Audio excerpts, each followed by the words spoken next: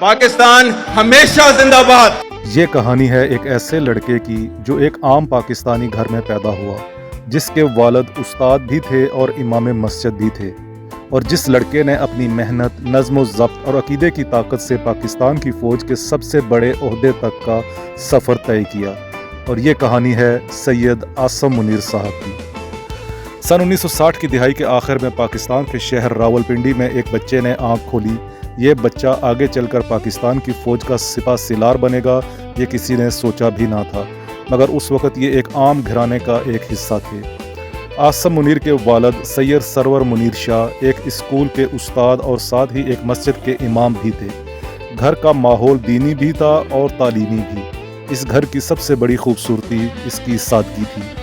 बचपन में आसम मुनीर बहुत खामोश, बाइखलाक और पढ़ाई में दिलचस्पी रखने वाले बच्चे थे। उनके वालिद उन्हें हमेशा यही नसीहत करते, बेटा दुनिया में इज़्ज़त सिर्फ इल्म, किरदार और ईमान से मिलती है, किसी बड़े नाम से नहीं। यह बात इनके दिल में बैठ गई। वो मदरसे में कुरान नाजरा पढ़ते, स्कूल में तालीम हासिल करते और शाम को अक्सर वालिद के साथ मस्जिद में मौजूद होते। वक्त के साथ साथ उनमें दीन की मोहब्बत पैदा हुई और नौजवानी में उन्होंने पूरा कुरान हिफ्ज़ कर लिया। यूँ वो हाफ़िज़े कुरान भी बन गए, जो उनकी शख्सियत की बुनियाद बना। It's not a question of when will Pakistan rise. It is no more a question. Pakistan has already started rising. नौजवानी में आसम मुनीर खुश आवाज़, नरम मजाज मगर बेहद गैरतमंद और असूलों पर कायम रहने वाले इंसान थे। इस वक्त तक किसी को अंदाज़ा नहीं था कि ये लड़का आगे चलकर पाकिस्तान की फ़ौज में आला मुकाम हासिल करेगा। इन्हें खेलों का शौक़ था, ख़ास तौर पर दौड़ और मिलिट्री अंदाज की जिस्मानी सरगर्मियाँ। यहीं से इनमें नज़्म ज़ब्त पैदा हुआ। इनका रुझान नौजवानी में ही पाकिस्तान आर्मी की तरफ हो गया था। वो कहते थे, मैं चाहता हूँ कि मेरा मुल्क मुझे पहचाने और मैं वो काम करूँ जो सबके काम आए।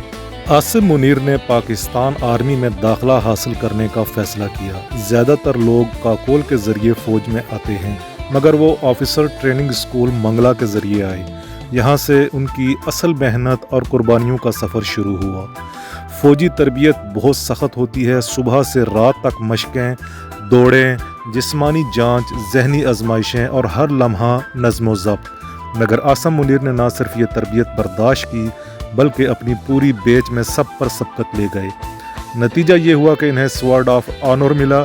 ये वो एजाज़ है जो सिर्फ बेहतरीन कैडेट को मिलता है। ये इनकी पहली बड़ी और तारीख़ी कामयाबी थी। फ़ौज में उनकी पहली तैनाती फ्रंटियर फोर्स रेजिमेंट की एक इन्फेंट्री बटालियन में हुई।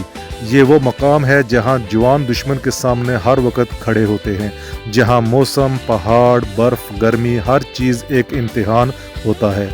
आसिम मुनीर ने अपने मातहत जवानों के लिए हमेशा सख्त मगर बाप जैसे रहनुमा का किरदार अदा किया।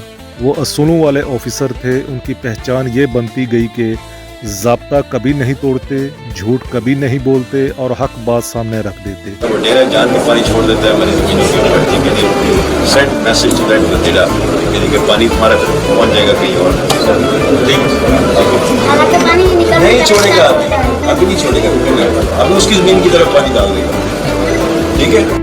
वक्त के साथ वो मेजर, लेफ्टिनेंट कर्नल और ब्रिगेडियर तक तरक्की करते गए। फ़ौज में एक वक्त ऐसा आया जब उनकी काबिलियत को देखते हुए उन्हें इंटेलिजेंस की जिम्मेदारियां सौंपी गई। पहले वो मिलिट्री इंटेलिजेंस MI के सरबराह बने। ये शोबा मुल्क के अंदर और सरहदों के करीब होने वाली सरगर्मियों पर नज़र रखता है। बाद अज़ां वो पाकिस्तान की सबसे बड़ी खुफिया एजेंसी ISI के डायरेक्टर जनरल मुकर्रर हुए। ये बहुत हसास ओहदा था। यहाँ मुल्क दुश्मन अनासर, बैरूनी साजिशें और दहशतगर्दी जैसे मामलात बराह रास्त सामने होते हैं। आसम मुनीर असूलों वाले थे, इसीलिए बाद सियासी हलकों में उनकी सख्ती और सच बोलने की आदत कुछ लोगों को पसंद नहीं आई। इसी वजह से उनकी मुद्दत यहाँ कुछ मुख्तसर रही, मगर फ़ौज के अंदर उनकी इज़्ज़त पहले से ज़्यादा बढ़ चुकी थी। बाद में वो गुजरांवाला कोर के कमांडर बने। ये एक ताकतवर और अहम कोर है जो मशरक़ी सरहद के करीब तैनात होती है।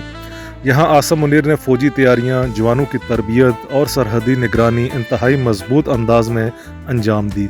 इनके मातहत अफसर कहते हैं, जनरल आसम मुनीर वो ऑफिसर हैं जो ख़ुद भी मेहनत करते हैं और पूरे निज़ाम को भी नज़्म में रखते हैं। नवंबर 2022 में पाकिस्तान ने उन्हें आर्मी चीफ मुकर्रर किया। ये वो लम्हा था जब एक उस्ताद के बेटे ने पाकिस्तान की फ़ौज की कमान अपने हाथ में ली। ان کی قیادت میں فوج کے اندر اصلاحات، ملک کے اندر دہشت گردی کے خلاف کارروائیاں، سرحدوں کی مضبوط نگرانی، عالمی سطح پر پاکستان کی نمائندگی، یہ سب کام نمایاں رہے۔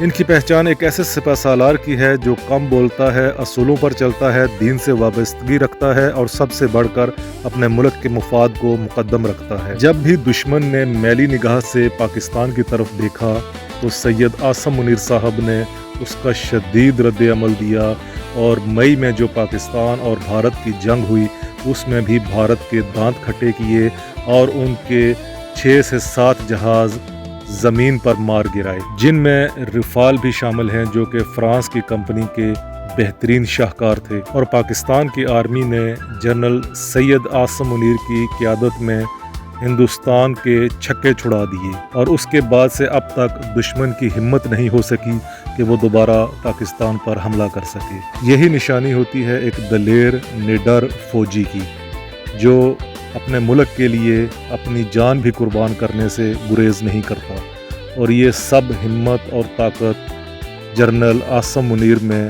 موجود تھی۔ جو نقصان بھارت کو پہنچا ہے، بھارت قیامت تک اس کا ازالہ نہیں کر سکتا اور پوری دنیا میں اپنا منہ چھپاتا پھر رہا ہے۔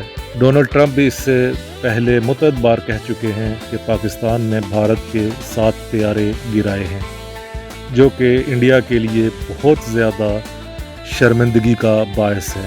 عاصم منیر کی کہانی اس بات کا ثبوت ہے کہ اگر نیت سچی ہو، محنت مضبوط ہو اور انسان اپنے رب سے جڑا رہے تو کوئی بھی سفر ناممکن نہیں ہوتا۔ ایک استاد کے گھر پیدا ہونے والا بچہ پاکستان کی فوج کا سپہ سالار بن گیا۔ یہ کہانی ہر اس نوجوان کے لیے مثال ہے جو خواب دیکھتا ہے اور محنت کرتا ہے، اور یہی کہانی سید عاصم منیر صاحب کی بھی زندگی کی ایک کہانی ہے۔ امید کرتے ہیں ویڈیو آپ کو پسند آئی ہوگی۔ ویڈیو پسند آئے تو لائک، شیئر اور کمنٹس ضرور کیجیے گا، اور چینل کو سبسکرائب ضرور کیجیے۔ شکریہ، والسلام۔ جو لوگ اللہ اور اس کے رسول سے جنگ کرتے ہیں اور زمین میں فساد انگیزی کرتے ہیں، ان کی سزا یہی ہے کہ وہ قتل کر دیے جائیں، یا سولی چڑھا دیے جائیں، یا کاٹ دیے جائیں ان کے ہاتھ اور پاؤں مخالف سمتوں سے، یا نکال دیے جائیں وہ اپنے ملک سے۔ یہ ان کے لیے رسوائی ہے دنیا میں، اور ان کے لیے آخرت میں عذاب عظیم ہے۔